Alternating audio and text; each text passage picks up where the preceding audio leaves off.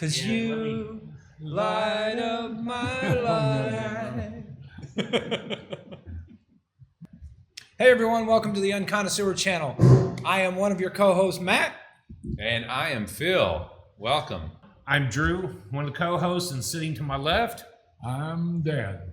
We got all four of us here today, and it's such a pleasure to be together again. And I'll just let you know that we are back at Electric Works, downtown Fort Wayne, Indiana. We just thought this was a cool venue to be at and record at, so welcome to Electric Works one more time with us. and my hope is revenge.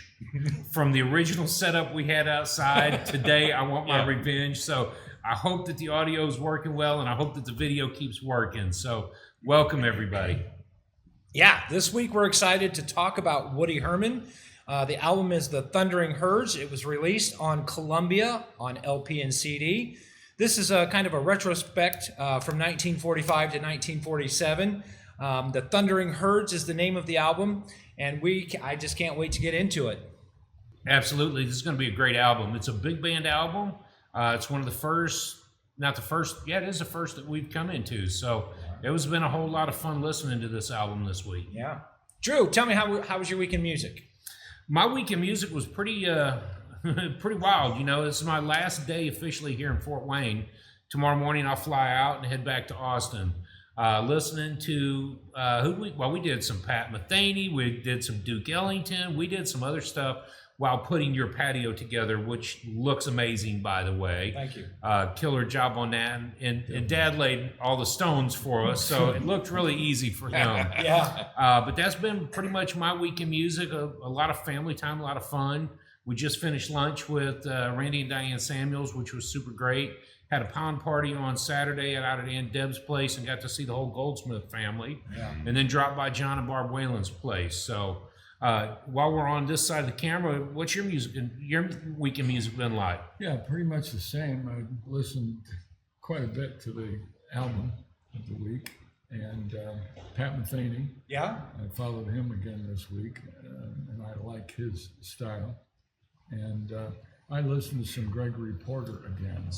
Gregory Porter. Nice. He rocks my world. Not a bad choice. Definitely. Not a bad choice. Definitely. Cool. Phil, how was your week? Well, I'll tell you, my week in music was slim.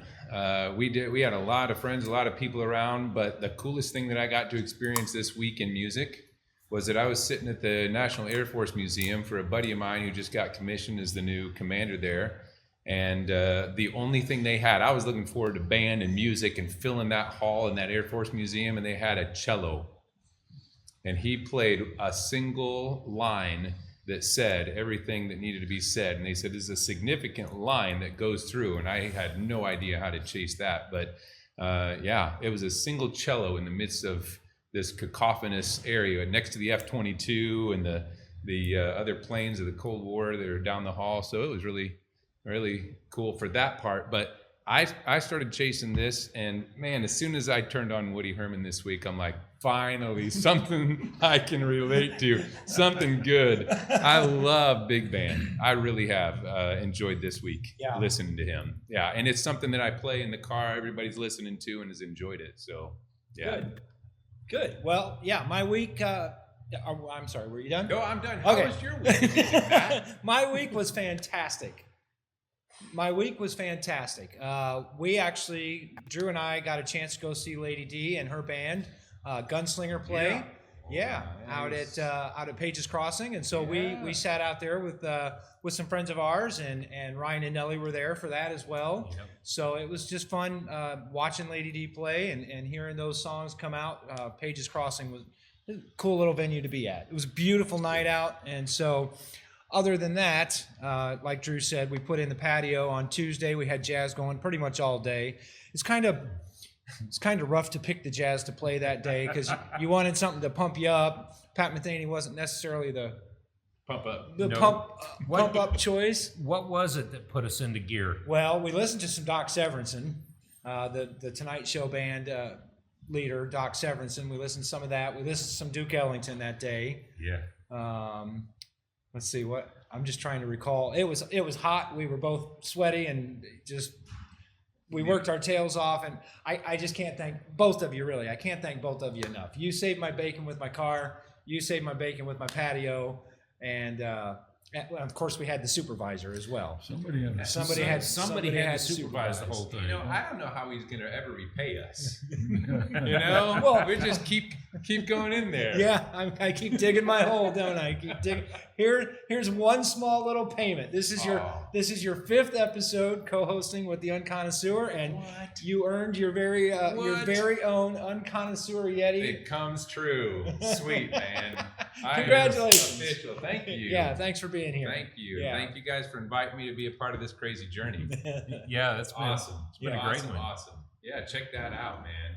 Yeah, right. Yeah, so It's been a good one. It's been a killer week, for sure.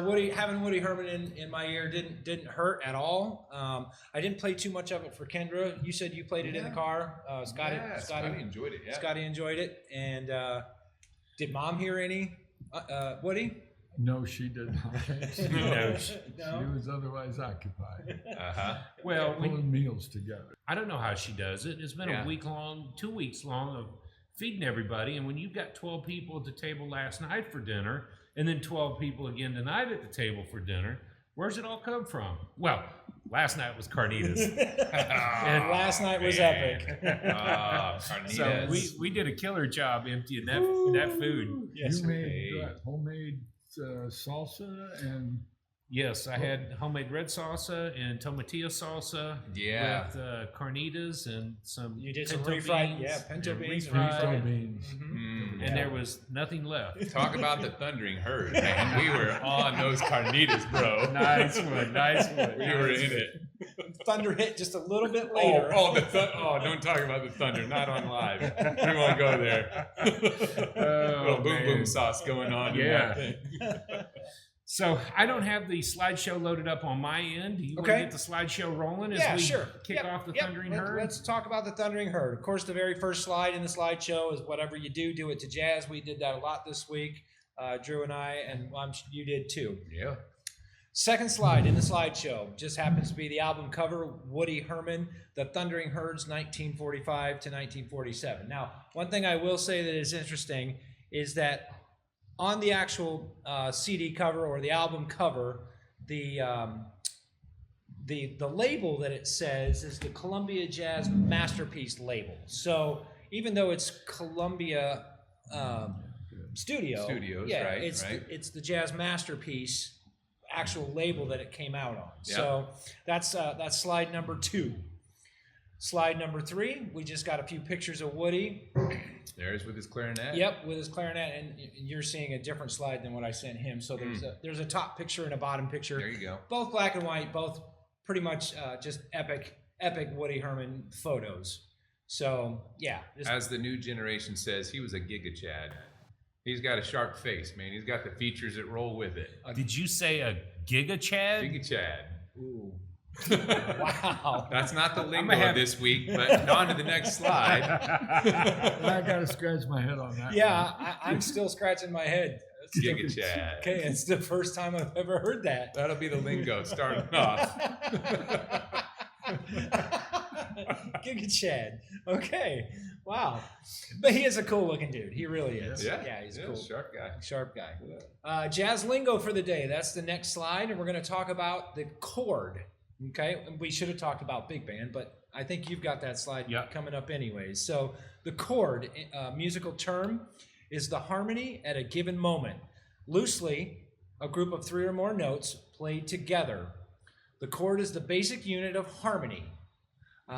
It is regarded as having a given root note and specifying some other tones at certain intervals from the root. So when you look at piano music, it's all written usually in chord structure, and you've got to figure out the root of the note and then the intervals in between the notes and how they interact together. Sometimes a jazz chart is just a chord chart. So it'll say F major, it'll go to the G minor, it'll go to the C, F major, G minor, C, and then it'll throw in some other random chords that you just got to figure out. But yeah, jazz lingo for the day. Cool. So a chord. Strike a chord. Thanks for the chord, by the way, that information. One of the words I want to drop in is relevant to today's album, and that is the big band. We've talked about big band, so what is big band? And I'll drop that slide in here right now. But a big band or jazz orchestra, a musical ensemble of jazz music that usually consists of 10 or more musicians with 4 unique sections.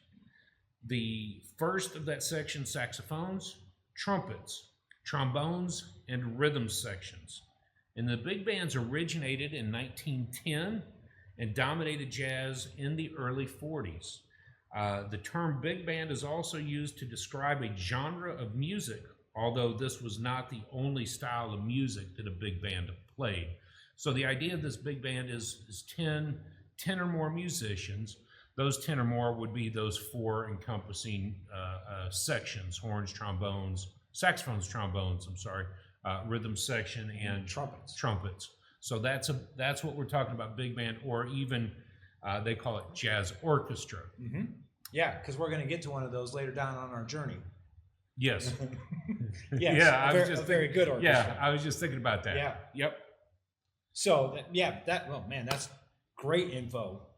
I do love that. And if you've ever been to see a big band, you can picture in your head kind of how it's set up. The saxophones are in front. Right in front. Trombones sit usually right behind the saxes.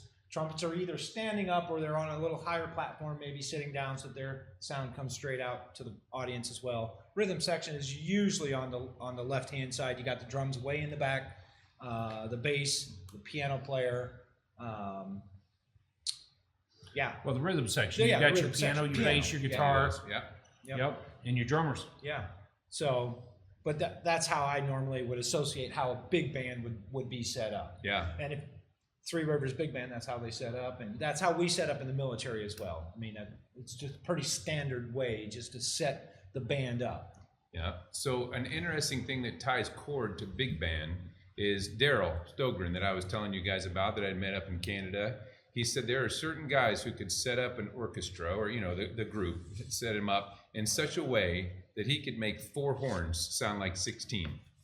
Because in order to be a big band, you've got to have that. But the way in which he would do it was he would lay chords out specifically in ways that they would fill in those spots. And he said, if you were listening to it, you couldn't tell the difference. And if there were 5 or there were 15 or 16. And that's what Woody Herman was all about. It's called an arrangement. How do you arrange these pieces for your 10 members to play? They're not all going to play the same note. Yeah. So an arrangement is what this is. Yeah, well, and that's what Stogren is, right? He's a composer, and arranger. Yeah. But it takes a good ear to be able to lay things on top of each other in such a way that makes it sound bigger than it is. But you get a big band and they get 16 horns, man, you're filling the room. So, yeah. Yeah, boy. Yeah, cool. Next slide. Next slide. Next slide. I kind of spaced there for a minute. I was processing. That's a great nugget. Yeah. Great nugget. So here's the info slide. Woody was born in 1913. He passed away in 1987. He was 74 years old when he passed away. 1987 just happens to be the year before I graduated, so kind of Good relevant. year. Good Sticks out in my mind. As a high school student, I wouldn't have been necessarily interested or even watching the news to find out, that he died. But unfortunately, 1987. His influences. He actually started as a singer. You're going to get into that in a minute, aren't you? I think so. About his influences and how he kind of got his start. He started playing the clarinet at age 12, and then blues music was also one of his major influences. Duke and Count Basie were some of his idols. He just loved them. They influenced him a lot. In his discography, I counted 65 in his discography with an extra 2 as a sideman. Of course, he is a clarinet player, so being a sideman, he would just be sitting in the band playing the clarinet or the sax, whatever was needed for him to play. So the sideman 2, but 65 complete studio album. I mean, that's 65 hours if they're all only an hour each. That's a couple of days worth of Woody's music to be able to. Right. Well, like we did with Miles, that's 4 days of straight listening. Yeah. When you think about how many days of straight listening 65 albums would be, Yeah. you're going to commit well, not as many as Miles, but about 3.5 days of 48, music. yeah, for sure. Yeah. So yeah, 65 studio albums. The genre, of course, is the big band like Drew and Phil were just talking about. Swing is the other genre, and then cool jazz. Now, Woody, of course, as the sideman, can play music other than big band. Yeah. So I think that's where the cool jazz genre comes in. We'll be getting to that. Very cool. Yeah, Very yeah, cool. very cool. Yeah, very cool jazz. Very cool jazz. Known for, you know what? There's just so much stuff that he was known for. I please just do your own research on Woody Herman. But he's leader of many different big bands. We're going to talk about the Herd. We're going to talk about the Thundering Herd. We're going to talk about the blues. What was the name of the blues band that he had? The Four Brothers. The Four Brothers. Yeah, there you go. There you go. 1946. I'm sorry. Sorry, I didn't want to interrupt you, but I'm going to put a slide up with the timeline on it that was right off of Wikipedia. Yeah. I pulled that up because you will see, like what we did with Stan Kenton, there's certain elements that he was known for this, known for this, known for this.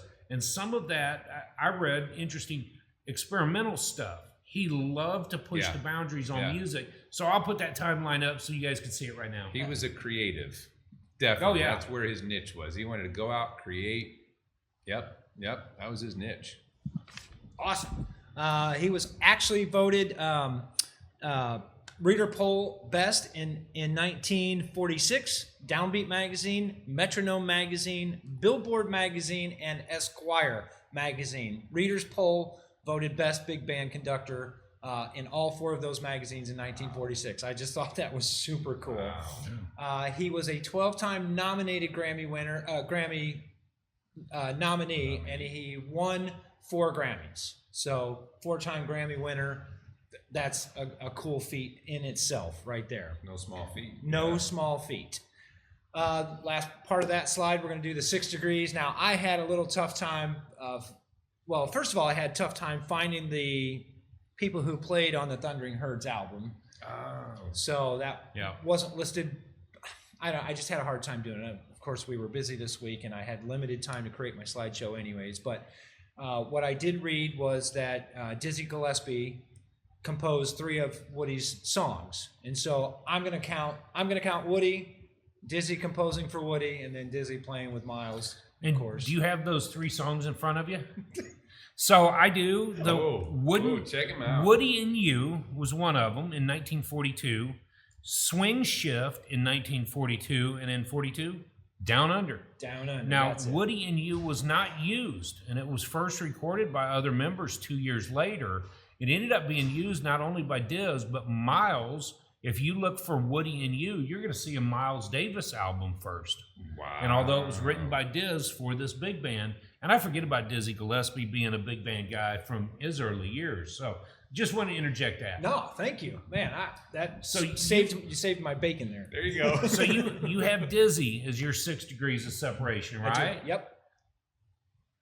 Where'd you find? And then the Zoot Sims is also part of the Zoot. Zoot Zoot Sims. Sims. Yeah, Yeah. he's 6 degrees. Apparently. 6? No. He's 6 degrees. This is 6 degrees of Miles. How many degrees from Miles was he? I couldn't tell You ready? The Four Brothers that you just mentioned. Okay. That was the album Four Brothers. No. That Zoot Zoot Sims played played on in Four Brothers. Four Brothers. Ah. And that was, of course, with Woody Herman. Okay. So you found Zoot Sims, Yeah. saxophone player. Nice work. I think that's what I did. That's awesome.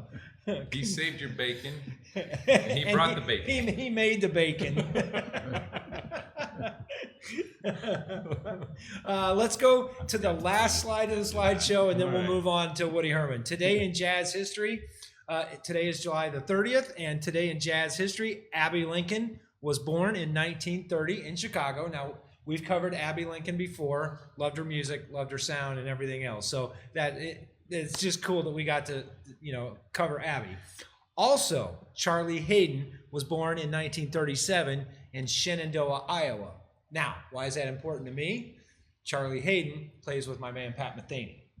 So they're kind of Hayden is a go-to bass player for Pat Metheny, and Pat picks him a lot on a lot of his albums. So it's important for me to put that in Absolutely. today. Happy birthday, Charlie Hayden. Sweet. So I was watching the computer because we were jumping in. Did you mention the influences? I know it was on the slide and I space cadetted. I did, yeah. I mentioned them briefly, and I was going to let Dad talk a little bit more about the influences that he found with Woody. So, you ready? Well, did you find others? I'm sure I did somewhere. He's got his notes. Well, here's Hey, let's give him a break because Well- when this was being recorded in 46 and 47, he was born. So just give him a minute. It'll come to him. Did you write down those? No. well, So here's what I have. I had written down something beyond the Duke Ellington and the Count Basie. He was influenced also. Now, where did my notes go? As a saxophone player by Johnny Hodges, and as a clarinet player by Benny Goodman. Of course, was his Goodman. strongest influence. But over the years, Jack Trombauer was one of his major influences in the way in which he did his music. yeah, So it's funny that you mentioned Goodman because playing my little game on the phone, with the jazz playlist playing on shuffle, when Woody comes on, I really have to listen close. Yeah, make sure it's Woody, or it could be Benny Goodman. So Yeah. I really have to listen and pay attention. So I don't know. You guys just mentioned this, but so I use Spotify, and Spotify has some info on him and those things. And it says here that he was influenced by Johnny Hodge, of course, solid saxophonist. But his greatest significance in jazz is him leading these bands. But he was a young, talented guy. They actually say that he was at 11 is when he started playing saxophone, and 5 years later he was a professional. Like that's prodigy-ish level right there. By 15, he's professionally recording. So has to be that those guys that he started picking up early experiences with, these names might not mean anything. Tom Gurin, Harry Sosnick, Gus Arnheim, and then in 34, he joined the Ishman Jones Orchestra. So he was in with big influential people, according to the day. Yeah. It's a great nugget. Yeah. Little nugget Yeah, from great. Spotify. I think it's pretty cool as well that during his days, younger days, he played vaudeville. Yeah. And not only did he play, but he was a tap dancer. That's Was he that's really? pretty cool. Multi-talented. Oh yeah. Yeah. That's So pretty- for those pretty who cool. may be a little younger, tell us a little bit more about vaudeville. What's I'll just admit, I dropped the Giga Chad, but I have no idea what you're talking about right now. Typically, vaudeville would be a racy kind of show Yeah. with Tap with- dancers. with tap dance. Nice try. With probably some kind of small band On playing a small stage. on a small stage, playing a maybe a jazzy piece or maybe a slow bluesy note tune, and they would dance. They would shake their jazz around. It would almost be like a show choir kind of thing There you go. in the Early in days. the early Yeah. days, Yeah. and recordings and sounds were limited, and so I'm guessing our producer can find a clip of vaudeville. Oh, there'll be a vaudeville clip in there. There you go.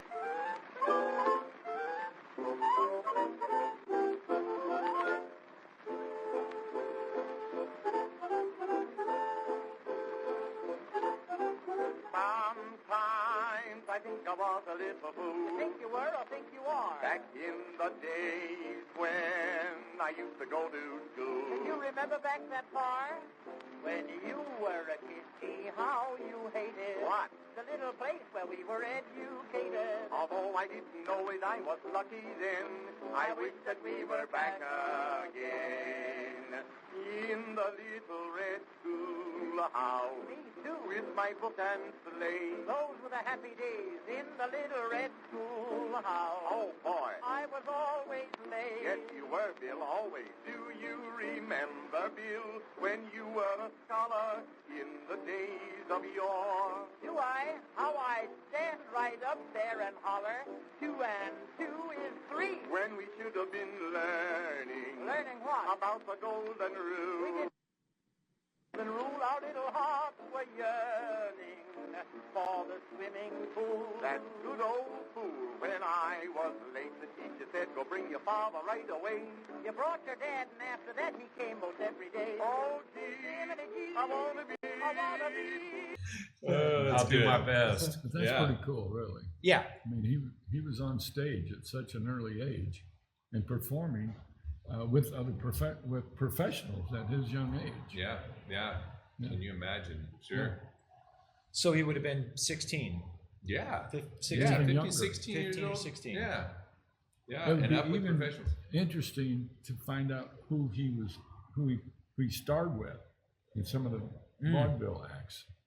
Yeah, it'd be Might be Yeah, it interesting would- to know buddies, that. right? Make some connection there. Some history. Yeah. So rabbit hole to chase. Yeah, there you go. If you get time this week, just rabbit hole it. You can text us with it. Don't let mom watch the slideshows. You'll be buried in the backyard with the squirrels. Oh man. Is that the rest of the slideshow? Yep, You're that's done. it. That's it for the slideshow. Thanks for letting me do that. I really Yeah, man. enjoy. That's good stuff. Doing it all Week, week. week after week, Matt, the homework that you put into this is just priceless. Because I know coming into it, I prepare in the front side for the video, for the recording, the back side on the back end. But the homework that you've done to get us here, I comment week after week. Thank you Yeah, for doing the absolutely. slideshow. Yeah, I always enjoy Nuggets. Yeah, the the nuggets. Yeah. and the, Yeah, the Yeah. Nuggets. Sure. All right. So yeah, let's just move right on in. Thundering Herd.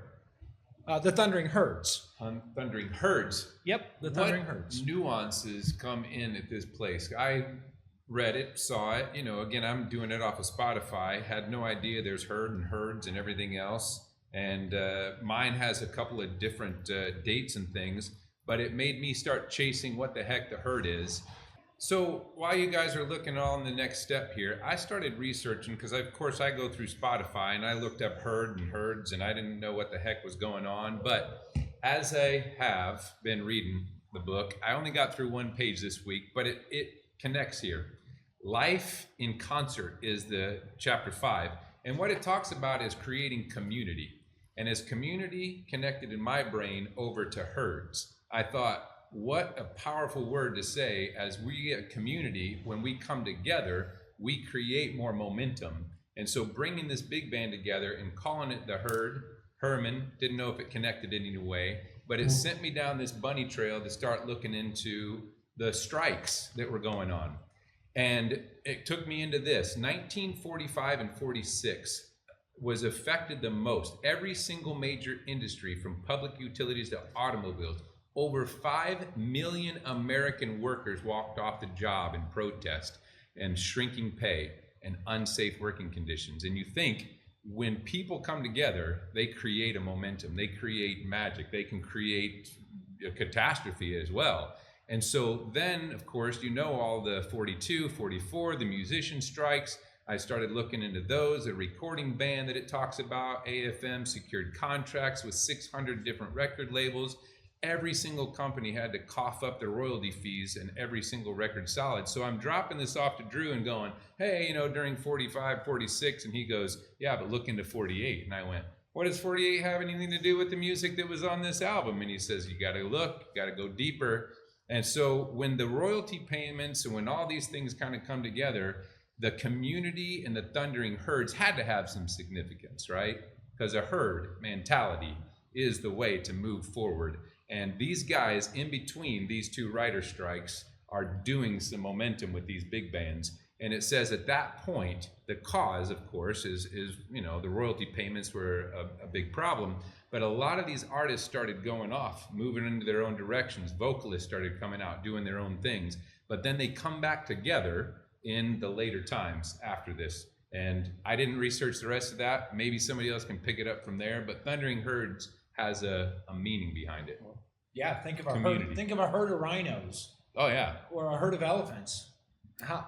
A herd of buffalo. Well, yeah, a herd of buffalo. 'Cause- Hey, did you know? Yes, Tecumseh died, and I'm still saddened by it. You're fired.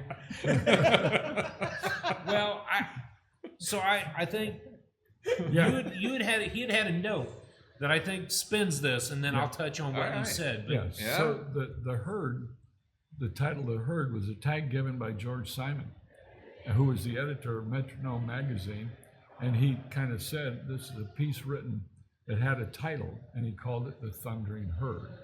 Wow. Okay, Yeah. so that's some of the background, and that So- was recorded. I think he followed in the National Jazz Archives is where some of that information came from. So the title of the art. I'm no. So what he's saying is that the Thundering Herd got its original name Yeah, because of an author and editor Yeah. in Metronome magazine, and he just said, "Hey, this is like a thundering herd." Okay. So Listening to the big band, is that what Yeah. the National Archives said? Yeah, exactly. Wow. Isn't that cool? that's a great nugget. So what Yeah, you it is. said, that Thundering Herd is part of it. But I want to divide this into two things. The Thundering Herds, plural, is the album we're looking at. It's plural because it's a compilation album from records in 45, 46, and 47 that was not released until 1988. Wow. But some of those things that were written in 1948 couldn't be used or played because there was going to be no royalties in 48. That was the strike that took place in 48. So that new herd came out, which is what we call the Four Brothers, which was Zoot Sims and Stan Getz, part of that crew. So the royalty payment was as much about union and unionizing the artists. Yeah, yeah. What came out of that, to follow where you ended in 1948, is that after the union lifted its restrictions, vocalists were some of the first to start recording albums because they didn't fit in the same union as the bands did. Yeah. So what you find is like the Frank Sinatras and I can't think of all their names right now. The Rat Pack. the Rat Pack. You start hearing Sammy those. Davis. Sammy, Jr. yeah, Sammy Yeah. Davis. And, So you started hearing Dean Martin. yeah. Sorry. you started hearing the vocalists come out first with bands behind them because it passed some of the rules and regulations. So both the 42 through 44 strike or the ban and then the 1948 shutdown really did damage on things. But where we were last week, dude, Jeanette Records. Yeah. We were at Star Piano, and that ties in because a lot of small record companies came out in 1949 because they didn't have the same restrictions as the big boys did. Ah. So Made 48, room for the little guys. that's it. Yeah. So 48 played a major part in all of this, and Herman got his start before that, but it was those years that started to chop things up. Yeah. So, I think what I hear you saying is that there was this period where there was a herd, then other band members came in or left and came in, and then there was another herd of Woody Herman's group. So there was a number of herds Yeah. that sort of Well, compiled. it was all Woody Herman's Yes. herds. Yeah. So he had multiple years, and the timeline shows the band that played the blues from 1936. I'll put the timeline back Yeah. up. 36 to 46. Yep. His band was called the band that paid the blues. Yeah. Then in 1946, he focused on, through 1948 roughly, the bebop and the first herd. Yeah. And then it shifted in 1948 when it became the Four Brothers that lasted almost until 1970. Then at the end of 1970, it became the Young Thundering Herd. So this timeline, if you look at it between 1940, 1937, and 1987, there were multiple herds, if you will. The Young Herd, the Thundering Herds. But this album, the herds, plural, is because multiple groups compiled this. Going back to your earlier statement, I can't find who's in the band. Because there would have been 15, 20 people in the band, and it may have shifted based on who was on vacation, Sure. who was sick. Yeah. Third or fourth trumpeter dropped out, and Yeah. third or fourth jumped in. First trumpeter drops out, the second shifts, and so on and so forth. Yeah. So it would have been a moving piece. That's like a herd. Yeah. Well, even as like Lady D filled in the other day for, let's Yeah, just for throw 3 somebody in here. Like, Right. who was recorded that day? Right. We don't know. Right. Maybe there was a bunch of different people. So, would now be a good time to throw in a clip? Yes, Let's I want to throw in do a that clip. desperately. Okay. The first audio clip, I want to give to the old man here. Absolutely. I mean, the young man. Which audio clip did you want to hear? I especially like Goof and I. Goof All and right. I Let's- like, first of all, I like the title Uh-huh. because y'all are a bunch of goofballs. Okay. Y'all, I said. Y'all. He was Not pointing. He was pointing this way mainly, though. What? Didn't mean us.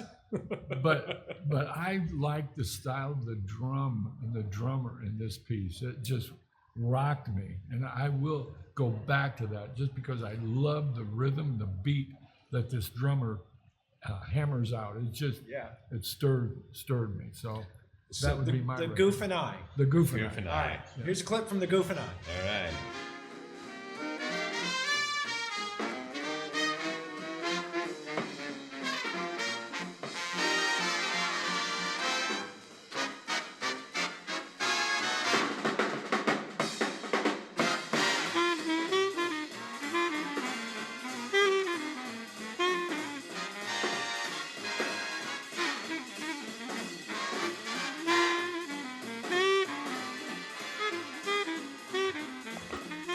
Man, in about at 1 minute about even, he just he does a break. He starts going He off. does Nice a jazz break, leg yeah. from last Hey. He does a break and takes it. Yeah. Killer. He starts going off. Yeah. It's so cool. What a song. Yeah, Yeah. for sure. The goof and I. Hey, the Goof and I want mine then next because the Goosey Gander was the greatest one, man. Yeah. When that You- came on, I went, You really? hold on a second. I even think I know that song, but I can't place it. I can't place it where the heck I would come up with the Goosey Gander. But that one, the intro to it pulled me in right away. But my favorite one that I listened to over and over again was Panacea. So whichever one of those you want to throw in. So man. this is a clip from the Goose. The Goosey Gander. The Goosey This is Gander. a clip from Goosey Gander. Yeah. It's soft, melodic, really. It's very smooth. Yeah, I like this one. And the clarinet comes through. Yeah. Yeah. You like that? So rich.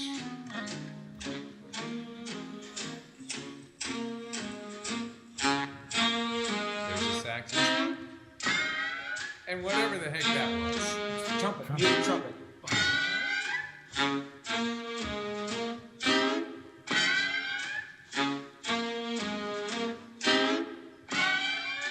Yeah, what That's- a That is. That's the swing, Yeah. I'm thinking we did some swing dancing down in Texas. I'm thinking, oh yeah, we could dance to this one, and you can picture them at that time in that season doing some swing dancing. That's Well- that little influence there. Yeah, and it seems like every time I think of swing, I think of the up tempo, fast, kicking your legs up and swinging your partner around. But it doesn't necessarily have to be fast Yeah, to be swinging. yeah. And Right. yeah, it's a great clip to Yeah. kind of That show would that. have been one of my choices as well. Yeah. Yeah. Okay, my turn to Your pick. turn. All right, so my pick is your father's mustache.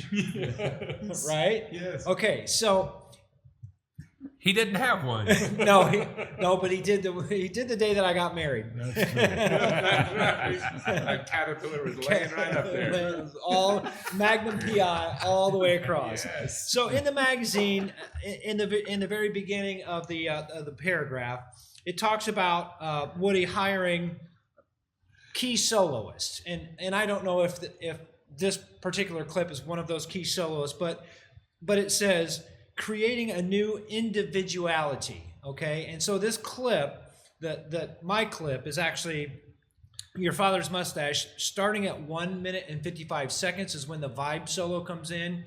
This one just rocks me. This vibe solo just stands out to me, creating the individuality, but staying within the group, staying within the herd. Ready? I'm going to start it at minute 150. Is that good? Yeah, that's great.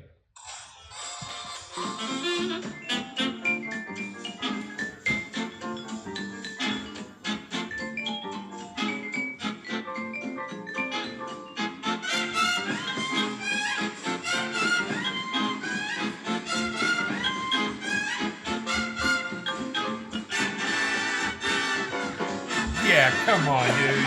Are you kidding me? I mean, that one stood out to me all week long as I was listening, and I pretty much stayed on this album all week. Did you? I Yeah. did. This week I did. Yeah. On our personal journey, I ventured out quite a bit more, but this week, man, that song. Every time that song came on, it's just a grin from ear to ear. Just thinking about the vibe solo. So That's cool. Yeah, thanks for Yeah, playing that. Clip. that cool. was just. It was such a cool album. Yeah. And I've got songs for days that I would play. Northwest Passage or Panacea. Yeah. That's Yeah, kind of one of Panacea. my favorite jams right there. But it's weird to me because one of the things that I think you played in the military was song number 1, Woodchopper's Ball. Woodchopper's So Ball. I think you've had some experience playing that song as well. I have, yeah. What's it like? What's it like to play that in a jazz band? Well, first of all, it's a lot of fun.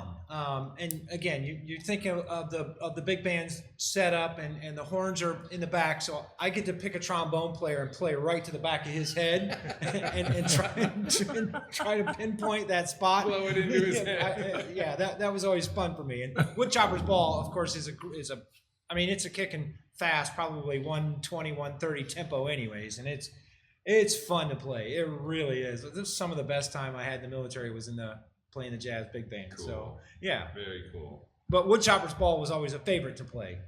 Yeah. Yeah. It looks like most everywhere and everything I read, Woodchoppers comes out one of the top pieces of all time for big bands. Mm-hmm. Everybody wants to hear it. Every place that Woody Herman went, That was it. that was chosen. Yeah.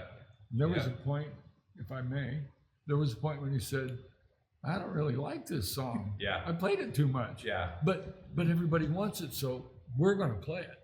And seriously, as he talks later here, he's a creative, and so you can imagine you've played over and over again. I always think of this as artists. How can they play the same song with energy and excitement to get it to the audience? And he was a creative, so he was like, okay, yeah, done with that one. Can we get on to something else? Woodchopper, Yeah. chopping the wood. Okay, so let me ask you a question real quick. Do you have a gold standard of big band? Like when I say, hey, let's listen to some big band, who comes to your mind first? Do you have like a gold standard set? I looked up a list, and I have a list here, but I'm just going to point out a couple of them. Jimmy Dorsey, Glenn Miller. Glenn Miller would be right at the top. Benny Goodman. Now, of course, Buddy Rich. And Yeah. I choose him, drummer, right? Yeah. Oh man, because I'll use the phrase, I can get off on Buddy Rich. That's a banging pick too. Yeah. Sorry, but yeah, I like him. Yeah, I like Buddy him. Rich. What Yeah. about you? Do you have a gold standard for big band? Well, and this was hard. I'm thinking more modern day big band guys who do these kind of things. And when I think of the vocals that come in with big band, then you think of guys that are more they move outside of, right? You've got so Harry Connick Jr. Yeah, definitely. When I think big band, that's kind of what brings it. But there's a lot of vocal too. So yeah. I'm going to change my gold standard then, because Harry Connick, I didn't even think about Harry Connick. Yeah, that's the only one I know. I would not have conceptualized, and I've seen Harry Connick live here in town. Yeah. It's been several years ago, but he set up in the big band style, and he's on the piano and singing and everything. Yep. Lawrence Welk, was Lawrence No, Welk big no, band? no, we What was don't go Lawrence? there. We're not going No. with the bubbles. No. Sorry to the fans of him, but no. If there's any left. Well, there went that subscriber. A one, a two, a 1, 2, 3. Sorry. Vertical piano. So for me, like you said, the gold standard for big band for me is always Glenn Miller. I love that the 1940s style of music that Glenn did. And when you hear the term big band, he's the first one that comes to my mind. In the Mood is probably one of my all-time favorite big band songs to hear being played in the first place. And it just the history of the song, the history of the whole time period, 44 to 47, and Glenn kind of fits in there. So Glenn Miller is my gold standard. Okay. What about you? How about it, Drew? It's weird because I wouldn't have said this beforehand, but Harry Connick would have been somebody I never thought about. Never thought about Buddy Rich. I would have always gone to either Stan Kenton for his orchestra and the sound waves, especially because of Kenton 76. And last year, sitting in the Sweetwater Purdue Music Studio listening to that come at you, Send in the Clowns. I mean, come on. Yeah. But then recently, we, in our own personal weeks, covered Mr. Duke Ellington. And so that just became my gold standard. Duke. Yeah. The Duke. Yeah. And it's weird because recently, Phil's brought up some vocals. We've changed our tune a little bit. We've got a new term. We used to say that we're not fans of vocal jazz. But now we're going to say the words. I wrote it in my notes. I didn't bring my notebook with me. Do You got it? Oh, yeah. Do you remember? I don't remember. We're just vocal snobs. Vocal snobs. We're particular on that'll what work. vocal music Vocal we're snob. listening to. Yeah. Because after the week that we had with Miss Ella, Yeah. you just go, yep, this is it. Yeah. The week that you have with Gregory Porter, you say, yep, this is it.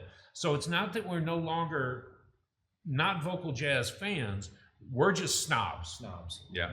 There's a gold standard, which is what Matt's asking for big band. Well, when you bring in, the xylophone there in the last one, and then I go back to that week of kind of trauma for me for Gary Burton and the Tong funeral. It needed to die, but when I heard this album this week, I'm like, you know what? I actually know what that is. That's a xylophone, and I actually appreciate it after some of that appreciation I was put Okay, into with Gary Burton. But did you give Gary a fair shake? And you listened to some others. You listened to Yes. Passengers. And Yeah. Oh no, on those other albums. But Yeah. it was kind of that. Yeah. that first wow. initial shock of Tom Funeral kind Yeah. of threw you off. Yeah. Yeah. But I appreciated it in this album for sure. Yeah, and other Gary Burtons I appreciate. Yeah. Definitely. Cool. All right. Did you give us your response to? Stan Kenton. No. Your response to one of the songs on this album. Oh. I didn't, because I've got a lot of them. I would have played Panacea. Okay. I would have played any one of them. But I think all in all, what I would have agreed with is Woodchopper's Ball. Yeah. Is probably one of my favorite. Okay. The second song, which is Apple Honey, would have been one that I would say let's listen to, because Apple Honey sends that trumpet like into the outer stratosphere. It's not even upper anymore. It's like he's up on the moon and he just lets it rip.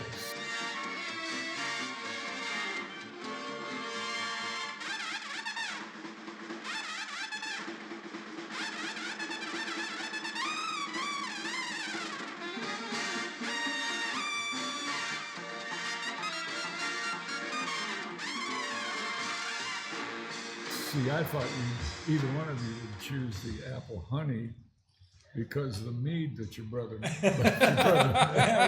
True that. True Apple that. Honey. I think you should get one and label it now. Apple Honey. Apple Honey. You know what? Okay. That Apple Honey. Apple Honey. There you go. After. Woody Herman's After Apple what? Honey. Okay. There you go. All right. That's my challenge. All right. And I know that I've already got the recipe picked out. Do you? All right. Yep. I was just gonna say after having this spicy cinnamon licorice over the last few weeks, I wonder if there's some cinnamon in that apple. I mean, it just can't be as good as Ascension Blueberry. Just can't. Oh, we'll try Maria Schneider's before you leave. The strawberry. Yummy. There we So- go, goofballs. So what else did you guys pick up out of this album? Phil, Dad? Yeah, I really, when I started listening to the album, I wanted to listen to the rest of the way through it. And there were some that stuck out to me. There's a couple of them. But when I got to Panacea, that was like, put it on repeat. So, yeah, those of course. The Father's Mustache, as soon as you said it, I could think of the song. And then when it got down to Four Brothers, I knew there was a significance to it, but didn't understand the significance till you guys started talking about what the heck was Four Brothers. Yeah. How about you, Dad? Any? Actually, for me, as I listened to the album, it took me back to my childhood. Of course, born in 46, and this stuff came out 45 to 47. And the movies I've watched over the years and the experiences I've had, just generally speaking, I could see in my mind, I could see dancers just jiving to this stuff. And it was exciting for me to go back there. Okay. So yeah, it was. There's some movies that he's been in, right? Some of this stuff, yeah. Yeah? Yeah. That you know the movies, or you Yeah. just know the title of? Yeah, some of them like The Jazz Singer, and then Captain America, the first Avenger. His music is there. What? And, yeah, Pearl Harbor, The Blues in the Night was showcased there, and the Revolutionary Road that featured the Woodchopper. Really? For real. Well, there you go. Is that cool or what? That's very cool to me. There you go. Cool. You've got some other notes there about. Well, I'm trying to look. I don't have my readers on, but I see something about where he's from. Oh yeah. He grew up in Milwaukee, Wisconsin, and you were in Milwaukee not so long ago. Yeah, for Summerfest Music Festival. You probably didn't realize that Woody Herman is from Milwaukee. Had I known, I might have gone. Yeah, Yeah. seeing if there was a monument or You anything. might have looked it up somehow. Yeah. Yeah. And of course, the man died from emphysema, congestive heart failure, and actually from pneumonia. Wow. And so at 74 years old, I wonder how much longer he would have survived without that condition. But yeah, So I've got an unconnoisseur question here. I thought I connected something, but he dies in 87. When you open this album up, it shows that this album is from 1988. 88. This wasn't some kind of tribute album, was it? Because I didn't find anything on it, but in 1988 is what the album says from Spotify. That's when they compiled all these. Thundering Herds. Am I chasing something? No, or no, do you you're- know? Is that when it was digitized? I don't know. I think it was digitized. You want to touch on Well, that? I mean, he touched on it earlier for the recording strike, and so what they Right. would do is they would hold on. They'd still record, Yes. Yeah. but they would hold on to those until a later date, and so that's what I think pretty much happened. Is they, like you said, they compiled it Compiled. and then Okay. released it in '88. As I don't 80. think it was a tribute album. So I- yeah. Okay. I just wondered if it had anything to do. It was Yeah. close around and by, and I didn't see anything on it. But Just to touch on that real quick, the Thundering Herds, the album that we're talking about, isn't even listed on the discography. I can't find it on the discography anywhere. Nope. It wasn't on the Wikipedia discography. No. huh? And so it's one of those unlisted. And if he's got 65 compiled Yeah. albums under his name with 2 as a sideman, how many were actually not listed on discography? And just like this episode today, you're not going to see it for 10 days. So I'm holding on to it for 10 days. In this case, they held on to it for 40 years. Now, these songs were not new in 1988. Yeah. These were songs that have been played over and over and over again for 40 years. But the record label, which I don't have written down, it was on my slide earlier. Columbia. Columbia Jazz, was. Colum- Yeah. Columbia Columbia Jazz says Masterpiece. we've got a reason, probably, financial to release this album again. And what you found on the way here, talk about the different numbers, that how many albums, how many discs. Yeah, so this was 16, right? 16 tracks, but it said actually that there was an earlier 36 track 3 LP set with the same title covers at the period of even greater depth. So yeah, I don't know. That's part I just picked up as we were pulling in here. But what it makes me think about, because Matt talks so much about how wonderful it is to own the CD or the record, to be able to look at the artwork, to flip open the pages, to read the articles, which I did have screenshots of, so they've been running.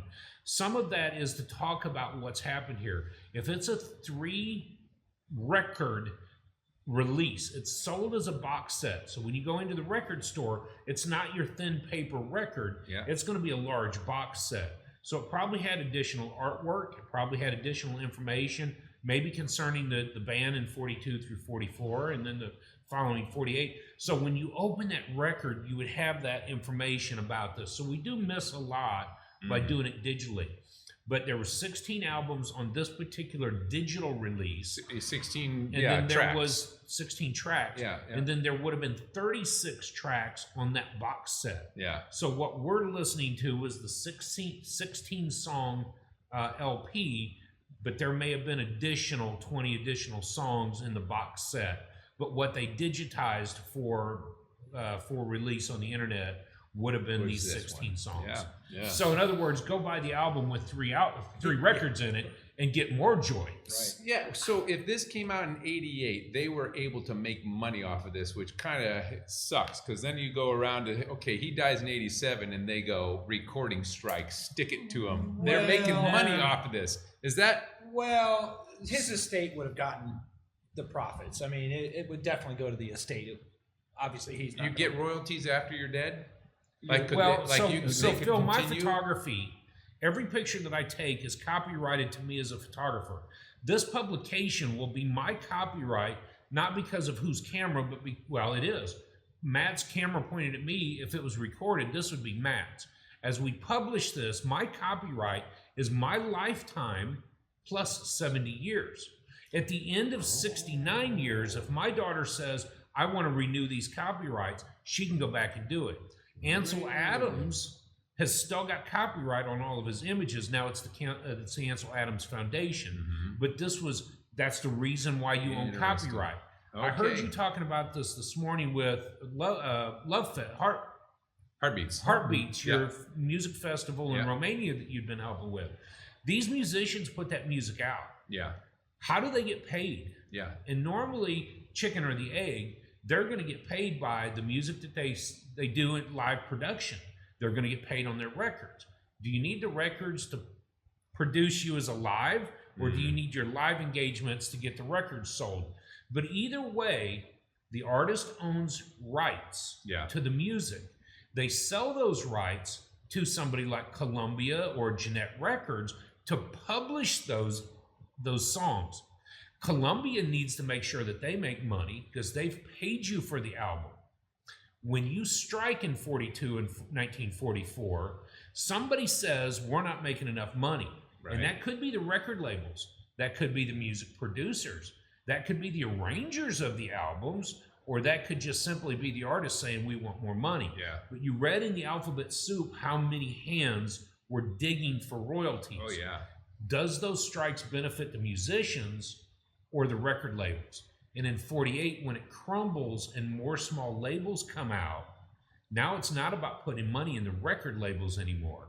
It's the fight for me as a producer, as a creative, to get my hands on what really belongs to me. So in 1988, this album is released as a compilation, and like Matt said, that money's going to go to that foundation. That's cool. And it's not about Columbia being greedy and taking the money, but they also recognize that one of the greatest band leaders, next to Duke Ellington, Glenn Miller, Buddy Rich, one of the greats has passed, and maybe it is as much of a statement, a tip of the hat to one of the guys that we have recorded. Yeah. Now, he may have recorded with 7 different record labels, But over time, these compilations were Columbia, and make no mistake, they're still a big player and had been for a long time. I can think of another example, and we could probably come up with even more than that, of something very similar happening. I mean, Elvis Presley passed away, and his estate today makes more money than they did when he was alive recording. Sure. Yep. You know, because they'll put out the greatest hits 51 to 52. They'll put out the greatest hits 52 to 53. They'll put out a gold standard. Yeah, making they'll the money. just Yeah. keep rolling it in for the Well, estate. and on the flip side of that, we know of one of the biggest bands in rock and roll history that got screwed on that. Yeah, they're Taylor called- Swift. Taylor Swift. Oh, dude, that was awesome. Yeah, Taylor Swift. The Beatles. Beatles. They didn't own Yeah. their own catalog. Yeah. And then what was it? Michael Jackson that owned it for eons. Yeah. And so the Beatles didn't get paid those royalties. Yeah. Yeah. I didn't know that. How about it? So there's pluses and minuses to having an agency represent you. And in this particular case, they just said, tip of the hat, Woody Herman, you are one of the Cool. greats. And so the album, every time I went to YouTube Music to look for the Herd, the Thundering Herd, it brings up all of his albums, because it is the Thundering Herd. From 1946 to 1987, they were the Thundering Herd.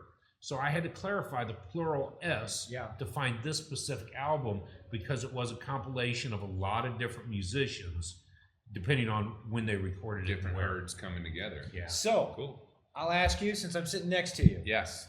did the album shake your world? Yes. Absolutely. Shook me, woke me up, got me enjoying big band. I mean, now I appreciate even Three Rivers Big Band, which nobody mentioned, but I'm sure that's our top of the gold standard. Yes. Well, because Because Lady D played Because it. Lady D, well, because we can go see them live. Yeah, there that's, you go. That's why. There you go. Yeah, if I could go Yeah. see Glenn Miller live, I would go see Glenn Miller Sure. play too. Sure. How about you? Did it shake your world? It did. Yeah. This was a fun week for me. You know, yes, this was our on our journey. The first big band album that we covered. So for me, this was exciting. It definitely shook my world. All right. So, Dad, Yeah, me too. Again, part of the reason is because it took me back to my early years. And it's not like I listened to big band music all those many years, but I had memories, and it just kind of excited me. And I anticipate listening more frequently to this album, to the Thundering Herd, and because it does stir you. It pulls you into it, and you want to hear more of it. So yeah. Be a part of the herd. Yeah. right? Yeah. I It agree. shook mine because all the same reasons. Well, Woodchopper's Ball, we talked about it this week, and I think about Matt being a trumpet player in the military band. Being able to see him one year in, I think it was Chicago, where we got to hear you for the fireworks. Yeah. And that Yes. excitement of hearing that wave of music. I just mentioned Stan Kenton. Yeah. Now the Woody Herman, this particular one, yes, because I could listen to it like this week. I know that I'm supposed to listen to this. I know what other album we're listening to this week, and I know that I really need to be prepared for tomorrow morning. But It was hard to pick. it was, this and week what there we are wanted to weeks listen that it's to. And easy you to go. can't tell what that is yet. We're not No, going to share with no, you not- or the world, because you guys are still on number 70. Number 72. 72. Yeah, I don't even think we mentioned that at the beginning of the Yeah. episode. This is Yeah. number 72. Yeah. 72. and we're a little further ahead. So no, it's been a fun week with music, and yes, it shook my world. So I gave this album a 9 out of 10. This one did it for me. Again, it was the first big band that we had covered, so I was super excited. We're coming off of Steve Coleman week in the first place, and you know I wrestled with Steve a little bit, so getting fresh music in my ears, it Brought you up. just lifted me up, lit me Yeah. up. If you were to rate it, Yeah. because you're on the channel now as one of your duties. I got a rating, man. I'm going 9.5. I'm not going all the way to the 10, but seriously, it was an appreciation week of big band and made me want to go dive into it as well. Plus, I think the album has such significance, and I know that's part of the rating too, not just personal, but it has some of that rating. And so you've got such history that comes in So I'm putting it at 9.5. 9.5. Nice. Shazam. Yeah. So I'm being a little conservative initially, and because I'm so new to this whole thing, and I'm not listening to that much jazz, but I'm thinking 8. I rated Solid. it as an 8, and I thought that was, again, conservative.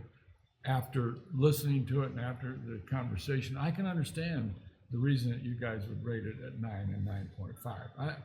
Yeah, I but still, an wholeheartedly 8, support an 8 that. is a very, very good rating. Yeah, And Yeah. in my mind, an 8 tells me that you're probably going to go back to it sometime in the future and put it back in your ears just because you liked it that much to give it an 8. yeah. I'm sorry, go ahead. Nope, go ahead. Well, I was just going to notebook. say probably what you were going to say. So go ahead and finish what your Well, thought was. I want to hear your rating first. Oh, I wasn't going to go to my rating, You but aren't? I'll tell you that right now. Okay, tell I me. ended up finding it in my book. I gave it a solid 9. Yep, that's what Hey, that's kind of what I cool. figured. Yeah, I figured when you said I know what you're going to go, I had an idea. I just wanted to clarify that. Yeah. But each week we talk about what our rating is, and I don't think we've ever shared with just everybody what we've shared with Joe Coker's stuff. But the words that you just said, it's 8. You're going to go back to it and you're going to listen to it again. It's probably not the highest on your priority, but what it reminds me of is to take this break. The solo, this break with no instrumentals behind me, and say that Joe Coker's book, How to Listen to Jazz, craftsmanship, awareness, creativity, the spirit and drive, and then for us, the emotion, how does that make you feel? Yeah. And so what I think of Nostalgia. That's exactly what I was going to say. if we wrap this up, I think next week what we ought to do is touch on 5 to 10. What would that be? Because we have gone to 3.5 and 4.5s, but those are things that I don't ever want to hear again. But starting at 5, 6, 7, 8, all the way up, I think it would be beneficial for us just to make some notes on what we would clarify as a 10, what we would clarify as a 5. Because I don't even think last week or 2 weeks ago he wanted to give us a number. No, he didn't. No, he didn't. And so tonight I got mad respect for the fact that he would put a number on it and that it was so high. Yeah. Now it doesn't hurt that it was the same year you were born. Right. What a killer album. So how did it make you feel? Oh, it made me feel like I want to listen to it again and again and again. And because it took me back to some early childhood experiences. Yeah. And I could relate to that, having been born in 46.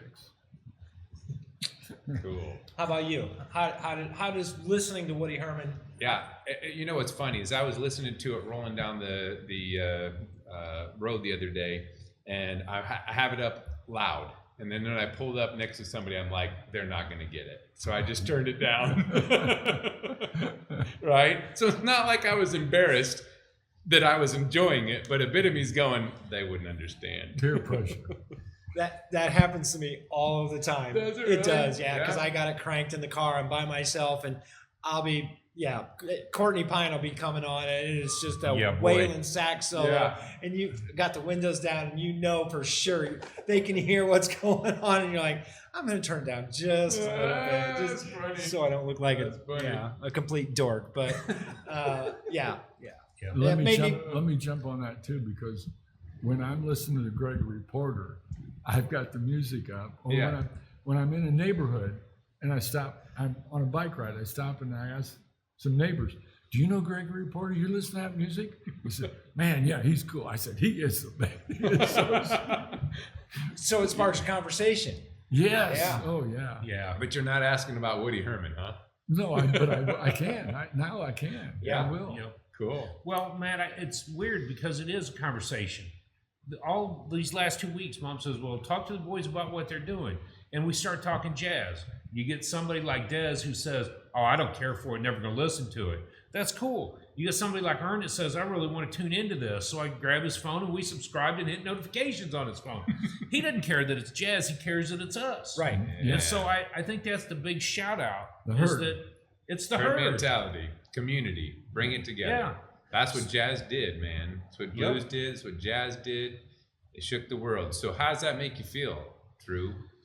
This album made me feel pretty good, and talking about jazz has just really been pretty exciting to me. It's given me something tangible to listen to. It's brought you two into this conversation as well. So if Matt and I said that we wanted to be jazz messengers and get one new person to listen to jazz, we've gotten 2.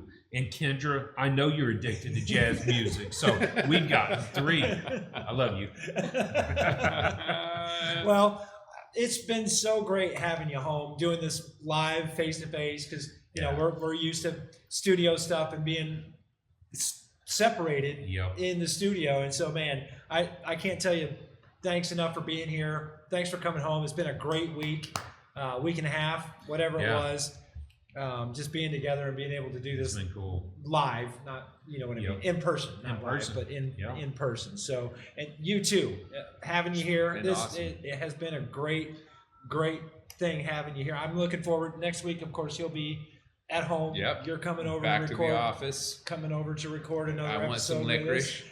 us. I'll have So- the licorice. That leads me to this. What is next week's album for all our listeners out there? All right. So I was just doing a little bit of research before I came down today. The album that we're going to be listening to is John Sermon and John Warren, and the album is called Tales of the Algonquin. It was on Diram, the Diram label, and it was released on LP and CD. It was recorded in 1971. I didn't have the exact date of the release, but it's going to be 71 or 72. Now, you got John Sermon playing the bari sax and the soprano sax. You got Harry Beckett and Kenny Wheeler on the trumpet and flugelhorn. Those are just some of the names that I highlighted. You got John Warren on the bari sax, the soprano sax, and the flute.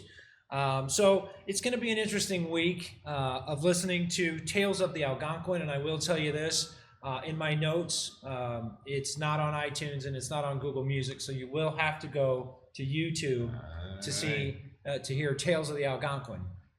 For you, it's all one YouTube. album. Okay. It's all one YouTube video. It's Video. not an hour and 59 minute or a 59 minute one song. So Yeah. you're going to hear the whole album on YouTube. Okay, it's going to push your boundaries a little bit. It's not free jazz, but it is. It's going to push your boundaries just All right. a little bit.